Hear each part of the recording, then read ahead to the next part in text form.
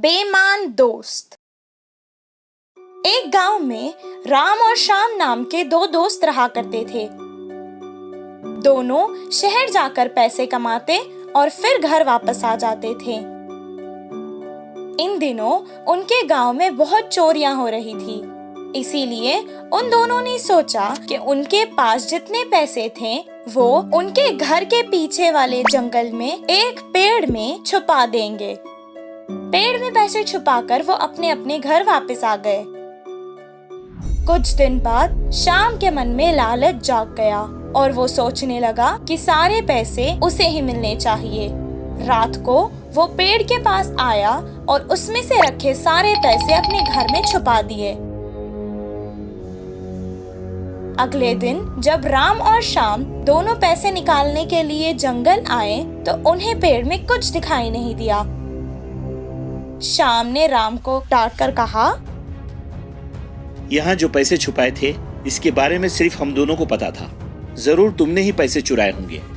ये सुनकर राम के होश उड़ गए और वो बहुत परेशान हो गया और कहने लगा, मैं कुछ नहीं जानता, भगवान की कसम खाकर कह रहा हूँ, मेरा यकीन करो। बहुत विनती करने के बाद भी श्याम नहीं माना और राम को पंचायत के पास ले गया। मुखिया ने दोनों की बात सुनी और कहा, श्याम, तुम कैसे कह सकते हो कि राम चोर है? वो श्याम से सबूत मांगने लगा। तब श्याम ने जवाब दिया, वो जो पेड़ है जिसमें हमने पैसे छुपाए थे वही इस बात का गवाह हो सकता है, क्योंकि हम दोनों के अलावा किसी को इस बात का पता नहीं था। अगर आपको पूछना ही है तो चलकर उस पेड़ से पूछिए। मुखिया ने उन दोनों को घर भेज दिया और कल पेड़ के पास वापस मिलने को कहा। श्याम घर वापस आकर सब कुछ अपने पिता को सुनाने लगा और कहा, पिताजी, आप कल उस पेड़ के ऊपर बैठकर कह देना कि राम ने ही चोरी की है। उसके बेटे की बात सुनकर पिता भी राजी हो गया और अगले दिन सब पेड़ के पास जमा हो गए। मुखिया पेड़ के पास आया और उससे पूछने लगा, ऐ महान पेड़, क्या तुम्हें पता है कि राम और श्याम के पैसों की चोरी किसने की है? तब पेड़ पर बैठकर श्याम के पिता ने जवाब दिया, राम ने ही पैसे चुराए हैं, इसमें कोई संदेह नहीं। तब मुखिया को शक हो गया और बिना किसी को बताए पेड़ के आसपास घास जमा करने लगा। कुछ देर बाद उसने पेड़ को आग लगा दी। तब पेड़ पर बैठा श्याम का पिता डर कर कूद गया। मुखिया उसे डांट कर पूछने लगा कि वो वहाँ क्यों बैठा था। तब उसने जवाब दिया, मुखिया जी, श्याम ने ही पैसे चुराए हैं और मुझे इस नाटक के लिए मजबूर किया। राम निर्दोष है। तब मुखिया ने श्याम के घर से सारे पैसे मंगाए और उसे राम को दे दिए। श्याम को उन्होंने अच्छा सबक सिखाया। इस कहानी से हमें ये शिक्षा मिलती है कि कुछ पाने के लालच में हम सब कुछ खो देते हैं। मुफ्त में कुछ न लेने वाला कुत्ता। पूर्व एक गांव में गंगा और मंगा नाम के दो बड़े चोर रहते थे। उनकी नजर पड़ी तो बस रातों रात ही पूरा मकान काली कर लेते थे। सारे गांव वाले उन चोरों की पता लगाने के कितना प्रयास करने पर भी वे किसी के हाथ नहीं लगे। वे दोनों रात को चोरी करने के कारण से बहुत ज्यादा थक कर दिन में आराम से सो जाते।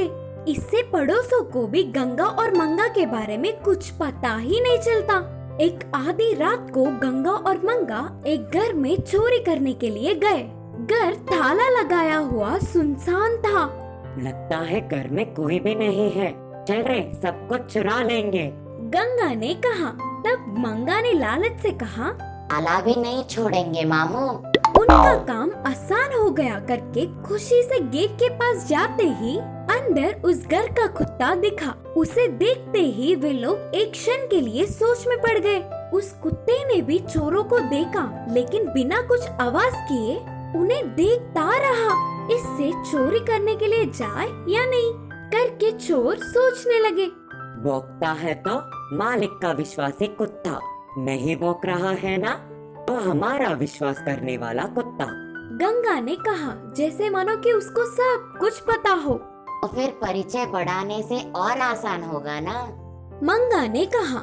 दोनों चोरी करते समय भूख लगने से खाने के लिए लाए हुए रोटी को उसके पास फेंका और बस उस कुत्ते ने जोर से चिल्लाया। ये कूद कर उनके पीछे पड़ गया। बहुत ही दूर तक उन्हें भगाकर काटने की कोशिश की। आखिर में कैसे भी करके उन्होंने छुड़ा लिया। उस कुत्ते को शायद रोटी पसंद नहीं है रे, नहीं तो तब तक चुपचाप रहने वाली।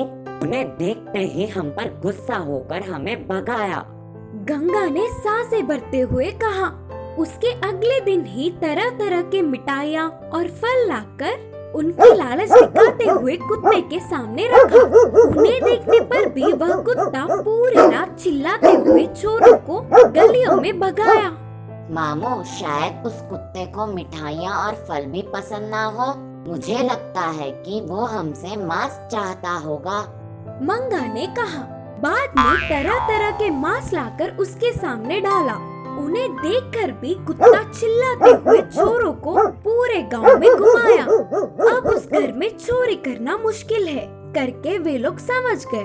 तब गंगा ने कुत्ते से कहा, पहले हमें देखकर भी ना भौंकने वाले तुम क्यों तुम्हारे पसंद के तरह तरह के चीजें लाने पर चिल्ला रहे हो? ऐसा क्यों? कुत्ते से पूछा। आपके चुप होने पर इस घर के रिश्तेदार या फिर जान पहचान वाले होंगे करके सोचा, लेकिन जब आपने मुफ्त में रोटी, मिठाई, फल और मांस दिया तभी मैं समझ गया था कि तुम लोग चोर हो। बोलते हुए कुत्ते ने जवाब दिया। उस कुत्ते की बात सुनकर चोर चौंक गए। अरे सच में हमारे दिए हुए चीजों को वह कुत्ता चाहता तो अब तक पूरा कर चोरी कर लेते। एक कुत्ते के समझने वाली बात हम नहीं समझ पाए। गंगा ने कहा, मामू, हमें भी अब से मुफ्त के चीजों पर लालच नहीं करना चाहिए। लालच करने पर बाद में हमारे जैसे बड़े बड़े चोर आकर पूरा चोरी कर लेंगे। मंगा ने कहा। उस दिन से वे दोनों चोरी करना छोड़कर मुफ्त का लालच ना करते हुए दिन में मेहनत से कमाकर कमाए हुए पैसों से अच्छे से जीने लगे। कुत्ते को मिला अच्छा सबक। रंगापुर नामक एक गांव में सुरेंद्र नाम का एक किसान रहा करता था, जिसके पास एक कुत्ता रखवाली के लिए था। उसके पास बहुत सारी गायें भी थी। उसने अपने खेत की जमीन पर एक कोने में उनके लिए झोपड़ा बनाया था। उसमें वो उनके खाने का इंतजाम करके रखता था। दिन में वो उन्हें खेत की ताज़ी घास खिलाया करता था और शाम में वो उन्हें वापस अपने झोपड़े में ले आता था। वो ठंडा पानी पीकर आराम कर लेते थे और अगर भूख लगे तो पास में रखे सूखी घास को खा लेते थे। सुरेंद्र उन्हें पानी और घास के अलावा अच्छा चारा भी देता था। मालिक की इतनी अच्छी देखभाल से वो अच्छा दूध देते थे। वो दूध बेचकर अपने परिवार का ख्याल रखता था।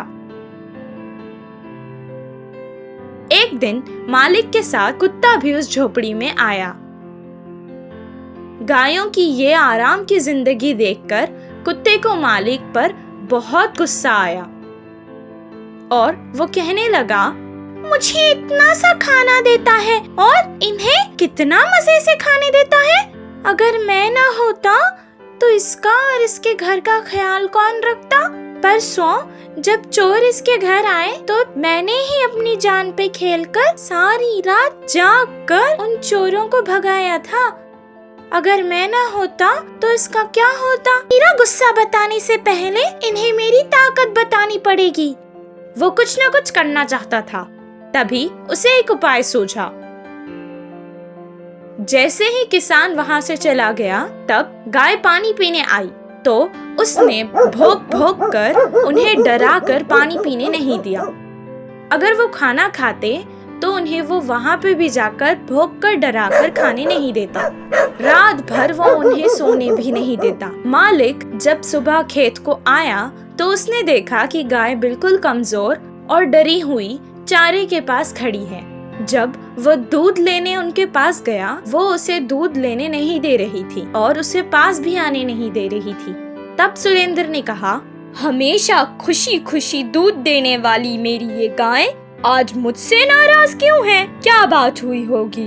इतना कहकर वो यहाँ वहाँ देखने लगा। उसकी नजर तभी घास पर पड़ी जहाँ कुत्ता आराम से सो रहा था। तब वो कहने लगा, अच्छा तो ये सब तुम्हारा काम है। इसने रात भर इन्हें ना खाने दिया ना सोने दिया और आज ये मुझे दूध नहीं दे रही है।